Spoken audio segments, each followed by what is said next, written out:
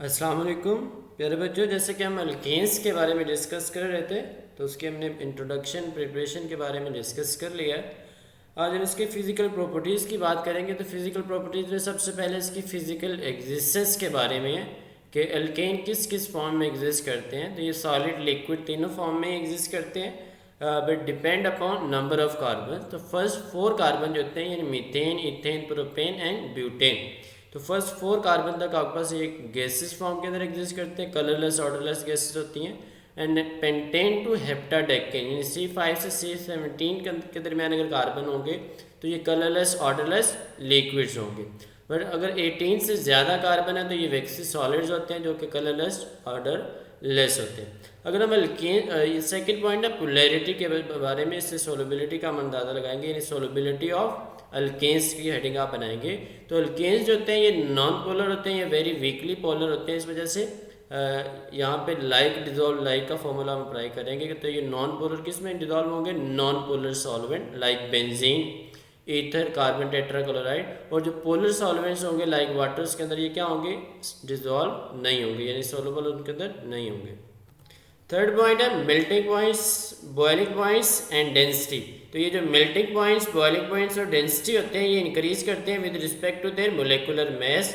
तो D is equal to m/v। तो density और मास का जो रिलेशन है वो डायरेक्टली रिलेटेड होता है। तो जैसे जैसे नंबर ऑफ कार्बन इंक्रीज करते जाते हैं वैसे वैसे मोलिकुलर मास इंक्रीज करता जाता है। तो ये बॉइलिंग पॉइंट, मेल्टिंग पॉइंट और डेंसिटी क्या होते जाते हैं? इंक्रीज हो जाते हैं। लेकिन जैसे जैसे आपस कंपाउंड बड़ा होता जाता है, लार्ज होता जाता है, उसका साइज़ ज़्यादा हो जाता है तो उसकी सोलबिलिटी जो होती है वो डिक्रीज़ करती जाती है। तो बॉइलिंग पॉइंट जो होता है वो इंक्रीज़ करता है by 20 to 30 degree Celsius for every addition of CH2 group. ये मिथाइलिन ग्रुप के अगर आप इंट्रोड्यूस करवाएंगे यानी प्रोपेन से अगर ब्यूटेन में जा रहे हैं तो वहाँ पे एक CH2 इंक्रीज़ कर रहा है तो उसमें क्या हो जाएगा? उसके टेम्परेचर में 20 to 30 डिग्री सेल्सियस तक इंक्रीज़ हो जाएगा। अगर पेंटेन से हेक्सेन में जा रहे हैं उसमें भी इतना इजाफा हो जाएगा। हेक्सेन के हेप्टेन में जा रहे हैं तो उसमें भी क्या हो रहा है? CH2 ग्रुप इंक्रीज़ कर रहा है। बॉइलिंग पॉइंट ऑफ अल्केन्स जो होते हैं ये जो ब्रांच चेन स्ट्रक्चर होते हैं जैसे आइसो ब्यूटेन, इसके अलावा आपके पास आइसोपेंटेन, नियोपेंटेन, इनका जो बॉइलिंग पॉइंट होता है ये कम होता है as compare to this straight chain hydrocarbon. तो सिंपल आपने याद रखना है कि जो ब्रांच चेन हाइड्रोकार्बन होते हैं having lower boiling point as compare to this straight chain hydrocarbon. Fourth one है मेल्टिंग पॉइंट्स के बारे में। तो मेल्टिंग पॉइंट्स भी क्या करता है? इंक्रीज करता है with respect to their molecular mass. तो जैसे जैसे मोलिकुलर मास इंक्रीज करेगा मेल्टिंग पॉइंट क्या करता जाएगा? इंक्रीज करता जाएगा। तो इसको जस्ट आपने ओवरव्यू करना है, ये शॉर्ट क्वेश्चंस और ऑब्जेक्टिव्स में आप इसको करेंगे। नेक्स्ट है रिएक्टिविटी ऑफ अल्केन्स। तो रिएक्टिविटी ऑफ अल्केन्स से पहले अल्केन्स को हम दूसरा भी नाम लेते हैं पैराफिन्स। लैटिन वर्ड से लिया गया param and fins. Param mean little and fins mean affinity. तो आप कह सकते हैं कि जो अल्केन्स होते हैं ये लीस्ट रिएक्टिव होते हैं, लिटल अफिनिटी ऑफ रिएक्शन रखते हैं अंडर ऑर्डिनरी कंडीशन यानी नॉर्मल कंडीशंस के अंदर ये acid, bases, oxidizing agents, reducing agents के साथ रिएक्शन नहीं करते। बट अगर सूटेबल कंडीशंस प्रोवाइड करेंगे, टेम्परेचर हाई करेंगे, इस तरह कैटलिस्ट ऐड करेंगे या प्रेशर वगैरह इंक्रीज कर देंगे तो फिर ये रिएक्शन शो कर सकते हैं। आप वो कौन से दो तरह के रिएक्शन शो कर सकते हैं? One is called substitution reaction and other is called thermal and catalytic reaction. Substitution reaction के बारे में आप पहले पढ़ चुके हैं कि ऐसे रिएक्शंस होते हैं जिनमें पहले एक एटम जो होता है वो रिप्लेस होता है, उसकी जगह पे क्या होता है कहीं दूसरा नया एटम आके लग जाता है। तो जैसे CH4+Cl2 के बारे में आप पढ़ा हुआ है तो CH3Cl यानी एक हाइड्रोजन निकल के उसके यहाँ पे क्या आ गया? Cl आके लगे। तो ये जो रिएक्शंस होते हैं ये एट हाई टेम्परेचर पे हो सकते हैं, एब्जॉर्प्शन ऑफ लाइट एनर्जी भी हो सकते हैं। तो the formation of reactive free radical यानी अगर लाइट की प्रेजेंस में होंगे तो ये क्या करते हैं? फ्री रेडिकल फॉर्म कर रहे होते हैं, रेडिकल को बना रहे होते हैं। अब ये जो लीस्ट एक्टिविटी ऑफ अल्केन्स है इसको हम एलेबोरेट करेंगे with the help of 2 points, with the help of 2 reason. तो फर्स्ट वन है कि जो अल्केन्स के अंदर जितने भी बॉन्ड होते हैं, अल्केन्स हाइड्रोकार्बन है तो हाइड्रोकार्बन मीन क्या होता है? इसमें कार्बन हाइड्रोजन। तो इसमें क्या होंगे? या तो कार्बन कार्बन का बॉन्ड होगा या कार्बन हाइड्रोजन का बॉन्ड होगा। तो जितने भी बॉन्ड्स होते हैं वो नॉन पोलर होते हैं। तो ये फर्स्ट वन पॉइंट बनेगा non polarity of the bonds. Non polarity of the bonds. तो नॉन पोलैरिटी की बेस पे आप क्या कर सकते हैं? इसको एलेबोरेट कर सकते हैं। तो ये फर्स्ट पॉइंट आप बनाएंगे जब लीस्ट एक्टिविटी को, यानी इस यहाँ पे आप क्वेश्चन बनाएंगे why alkanes are called paraffins या why alkanes are least active. तो फर्स्ट रीजन है नॉन पोलैरिटी ऑफ बॉन्ड। तो इसमें जो बॉन्ड होते हैं यानी अगर डिफरेंस देखेंगे कार्बन की इलेक्ट्रोनेगेटिविटी का 2.5 होता है हाइड्रोजन का 2.1 होता है। तो जो कार्बन हाइड्रोजन बॉन्ड होगा उसमें जो डिफरेंस आएगा वो 0.4 का आएगा, और इलेक्ट्रोनेगेटिविटी का डिफरेंस इतना ज़्यादा नहीं है, यानी कम है, तो इस वजह से वो पोलैरिटी क्रिएट नहीं हो पाएगी। जब पोलैरिटी क्रिएट नहीं हो पाएगी तो ऑटोमेटिकली क्या होगा, आपके पास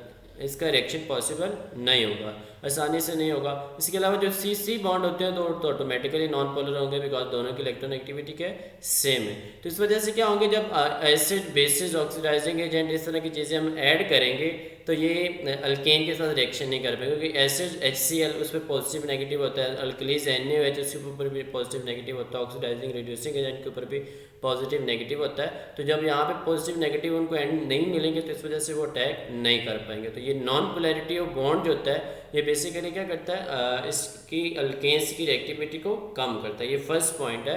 अब हम सेकंड पॉइंट की बात करते हैं।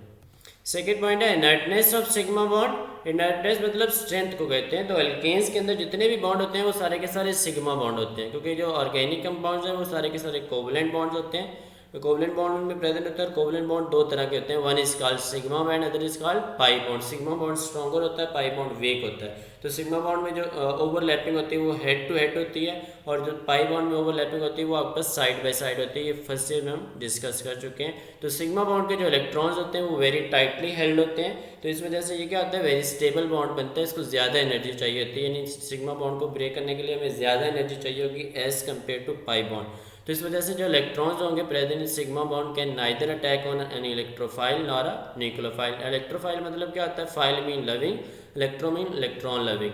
तो आपके पास ऐसी स्पीशीज जो इलेक्ट्रॉन लविंग होती है, इलेक्ट्रॉन को अट्रैक्ट करती है, उसको इलेक्ट्रोफाइल कहते हैं। और जो न्यूक्लियोफाइल मतलब जो प्रोटॉन को यानी पॉजिटिव चार्ज को अट्रैक्ट करती है उसको न्यूक्लियोफाइल कहते हैं। तो न्यूक्लियो मतलब पॉजिटिव आएगा, ये न्यूक्लियस, और फाइल मीन लविंग। तो न्यूक्लियोफाइल यानी ऐसी स्पीशीज जो क्या कर रही है, न्यूक्लियस मीन पॉजिटिव चार्ज को अट्रैक्ट कर रही है। तो इसके ऊपर जब आपके पास क्या होंगे, यानी ये जो बॉन्ड इतनी आसानी से ब्रेक नहीं होगा, तो इस वजह से इलेक्ट्रोफाइल न्यूक्लियोफाइल का अटैक इस पर पॉसिबल नहीं होगा। तो ये दो रीजंस हैं जो कि क्या करती हैं, अल्केन्स को लेस रिएक्टिव बना देती हैं। अब हम इसके रिएक्शंस की बात कर लेते हैं। फर्स्ट वन है कंबशन। तो कंबशन मीन क्या होता है, burning of an alkane in the presence of oxygen is known as combustion.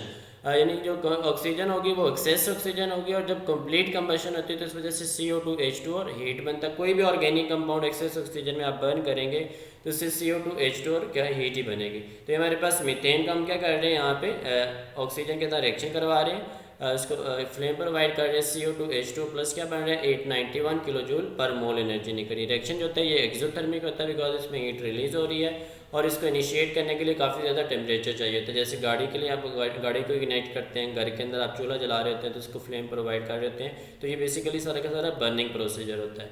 तो इसके अलावा हम बात करते हैं इसकी इंपॉर्टेंस की। तो ये कंबशन जो होती है इससे एनर्जी निकलती है, हीट निकलती है।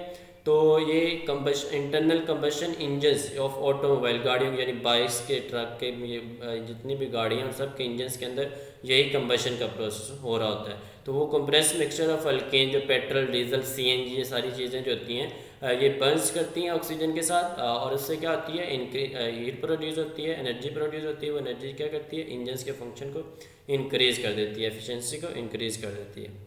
नेक्स्ट है ऑक्सीडेशन। ऑक्सीडेशन जो मीथेन की है वो अंडर आपके पास क्या होती है, डिफरेंट कंडीशन, कैटालिटिक ऑक्सीडेशन भी हो सकती है, इनकम्प्लीट ऑक्सीडेशन भी हो सकती है। इनकम्प्लीट ऑक्सीडेशन जो होती है लिमिटेड सप्लाई ऑफ ऑक्सीजन, और जब लिमिटेड सप्लाई ऑफ ऑक्सीजन होगी तो कार्बन हाइड्रोजन के सारे बॉन्ड नहीं टूट पाएंगे, तो इस वजह से जो प्रोडक्ट्स होगी वो कार्बन डाइऑक्साइड के बजाय कार्बन मोनोऑक्साइड बनेंगे, यानी CH4 + 4O2 वही आपके पास रिएक्टेंट्स हैं, फ्लेम प्रोवाइड करेंगे तो कार्बन डाइऑक्साइड की बजाय कार्बन मोनोऑक्साइड बनेगी, plus water plus carbon black. Carbon black very very important आपके पास आप कह सकते हैं एलिमेंट है। ये इसका ब्लैक कलर होता है, शू पॉलिश के अंदर यूज़ कर सकते हैं, प्रिंटर्स के अंदर यूज़ कर सकते हैं, इंक के अंदर यूज़ कर सकते हैं। तो ये इसकी इम्पोर्टेंस है। तो आज हम यहाँ तक ही पढ़ेंगे, यानी फर्स्ट रिएक्शन हमने ऑक्सीडेशन डिस्कस किया, कंबशन डिस्कस किया, यानी इनकम्प्लीट ऑक्सीडेशन डिस्कस की है। इसकी नेक्स्ट एक कैटालिटिक ऑक्सीडेशन है, वो नेक्स्ट वीडियो के अंदर हम डिस्कस करेंगे। तो इसमें जो इम्पोर्टेंट क्वेश्चन है why alkanes are less active, उसके बाद कंबशन क्या होती है ये इंपॉर्टेंट, और फिजिकल प्रॉपर्टीज़ को आपने अच्छी तरह अंडरस्टैंड कर लेना। ओके, अल्लाह हाफिज़।